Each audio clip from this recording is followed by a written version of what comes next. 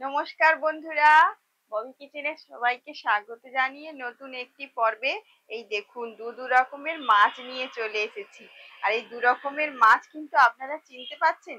কে কে চেনেন আমাকে একটু কমেন্ট করে জানাবেন। আর কে কে খেয়েছেন এই ধরনের মাছের রেসিপি? অনেকদিন কোনো মাছের রেসিপি আনা হয়নি। তো দেখুন দু ধরনের কিন্তু মাছ নিয়ে চলেছি, এগুলো তো কিন্তু নদীর মাছ। আর এইটা হচ্ছে রূপো পেটে, এই যে লম্বা লম্বা মাছটা দেখছেন এটা হচ্ছে রূপো পেটে। আর এইটা হচ্ছে তুল মাছ। তো দুটোই কিন্তু খুবই টেস্টিফুল মাছ, নদীর মাছ। তো চলুন মাছগুলোকে কেটে নিই। আর আপনারা সব কিন্তু সঙ্গে থাকবেন, ভিডিওটা সম্পূর্ণ দেখবেন, স্কিপ করে দেখবেন না। আর ভালো লাগলে লাইক কমেন্ট সাবস্ক্রাইব করতে কিন্তু ভুলবেন না। ফেসবুক পেজ থেকে দেখলে পেজটিকে ফলো করে আমাকে সাপোর্ট করবেন। তো চলুন রান্নার জায়গায় চলে যাই।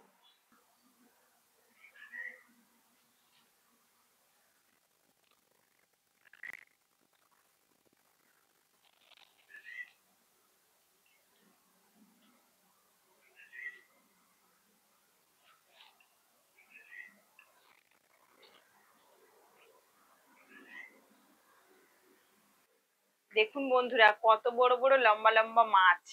মাছটা দেখেছেন? মাছটার সাইজ দেখুন, একদম রূপোর মতো, গায়ের রং চকচক করছে বলে তাই কিন্তু এর নাম রূপো পেটে মাছ। আর এই মাছটা কিন্তু দুর্দান্ত টেস্ট। আর কে কে খেয়েছেন কমেন্ট করে কিন্তু জানাবেন। এই মাছটাকে কেটে নিচ্ছি। এই মাছটা কিন্তু আঁশ নেই।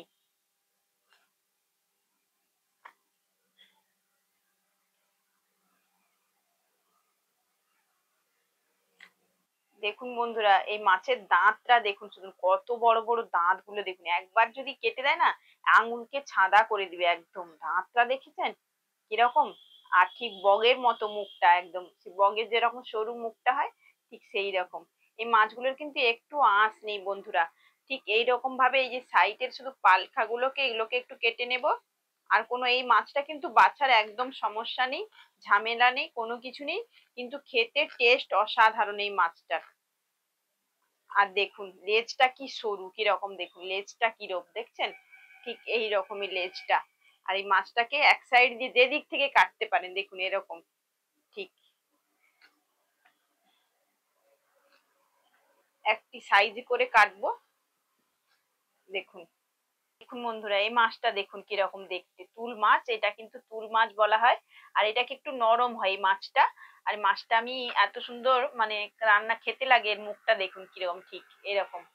আর মাছের কিন্তু আঁশ হয়, এই আঁশটাকে তুলে নিতে হবে। এই মাছটাকে আমি বেছে নিচ্ছি। এই মাছটার টেস্টটা খুব দারুণ হয়। মাছ মানেই মাছি, মাছি চলে এসেছে।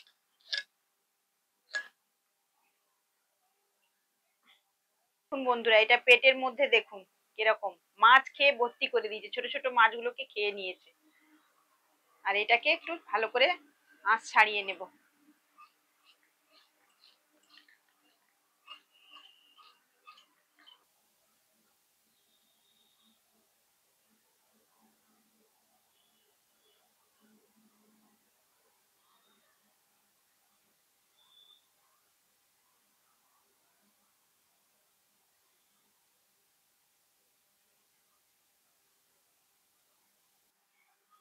দেখুন বন্ধুরা, একটা কড়াই বসিয়ে নিয়েছি, ওর মাছগুলো ভেজে নেব। তার মধ্যে আমি সরষের তেল দিয়ে দিচ্ছি। আর এখানে সরষের তেল দিয়ে রান্নাটা করব।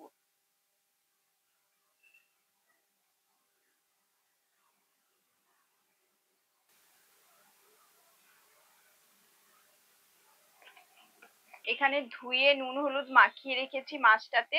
আর দেখুন একটু সাদা সাদা লাগছে, কিন্তু এটা যেহেতু এমন একটা মাছ, অত্যাধিক হলুদ মাখালেও কিন্তু গায়ের রংটা হট করে চেঞ্জ হবে না বন্ধুরা।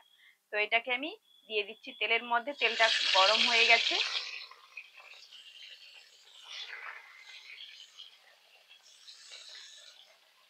দেখুন বন্ধুরা, কিছু মাছগুলো আমি উল্টিয়ে নিয়েছি। আর এই যে দু পিস আছে এখনো। আর আপনাদেরকে সবগুলো দেখানো হয়নি, দেখালে অনেকটা ভিডিওটা বড় হয়ে যাবে। তো এরকম করে একটু লাল লাল করে ভালো করে একটু ভেজে নেব মাছটাকে।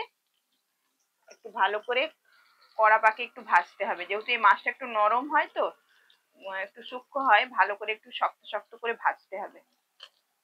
মাছগুলো ভাজা হয়ে গেছে, এগুলো তুলে নেব।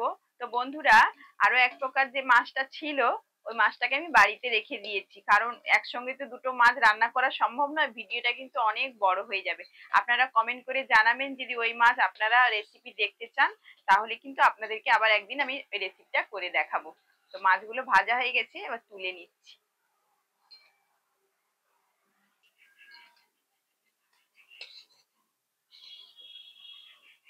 একটু মাছ ভাজার তেল ছিল, এর মধ্যে আবার একটু তেল দিয়ে দিচ্ছি। দিয়ে দিচ্ছি কেটে রাখা পেঁয়াজ কুচি, আগে থেকে এগুলো রেডি করে রেখেছি। পেঁয়াজটা ঝিরিঝিরি করে কাটা হয়েছে। আর এই বন্ধুরা, এই মাছটায় কিন্তু প্রচুর পরিমাণে ক্যালসিয়াম আছে।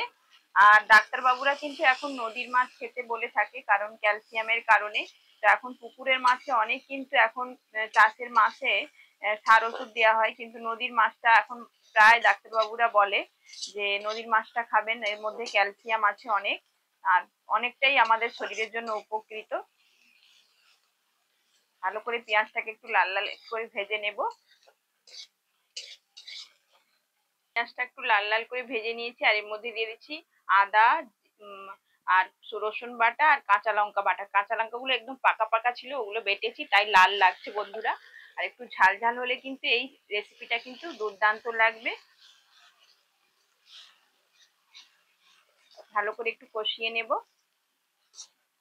দেখুন বন্ধুরা, এর মধ্যে আমি একটু লঙ্কা গুঁড়ো, হলদি গুঁড়ো নিয়ে নিয়েছি। একটু লঙ্কা গুঁড়োটা কম দিয়েছি, কারণ কাঁচা লঙ্কা বাটা দিয়েছি অনেকখানি। তো এটাকে একটু জল দিয়ে গুলিয়ে নিচ্ছি। জল দিয়ে গুলিয়ে কিন্তু এটা দেব।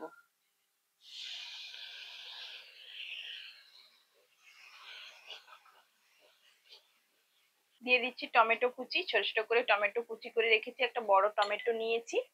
এবারে মশলাটাকে একটু ভালো করে কষিয়ে নেব।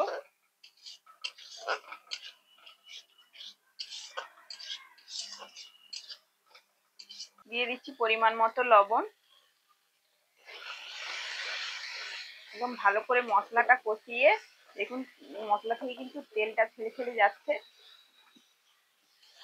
দেখুন বন্ধুরা, টমেটো গুলো কিন্তু একদম গলিয়ে নিয়েছি, একদম মশলাটা পেস্ট একদম দুর্দান্ত, একদম দেখুন একদম গ্রেভি টাইপের হয়ে গেছে। এর মধ্যে দিয়ে দিচ্ছি মশলা বাটা জল।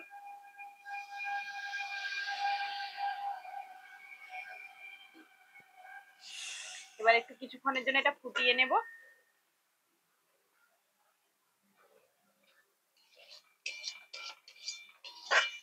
দিয়ে দিচ্ছি 1 চামচ জিরে গুঁড়ো, ধনে গুঁড়ো সব একসঙ্গে মিশিয়ে গুঁড়ো করে রেখেছি, দিয়ে দিচ্ছি। এবার দিয়ে দিচ্ছি ভেজে রাখা মাছ।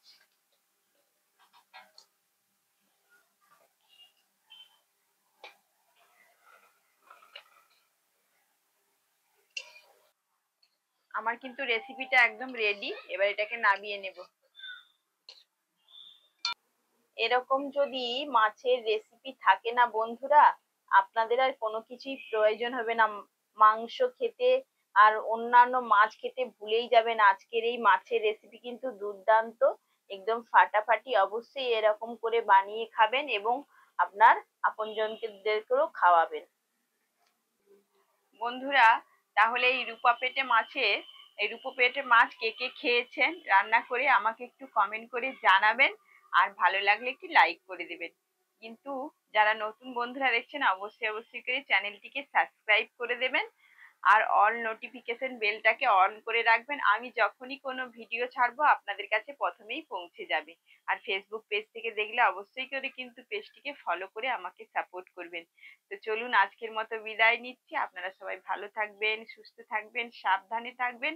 আবার একটি নতুন কোনো রেসিপিতে আপনাদের সামনে হাজির হচ্ছি। আজকের মতো বিদায় নিচ্ছি।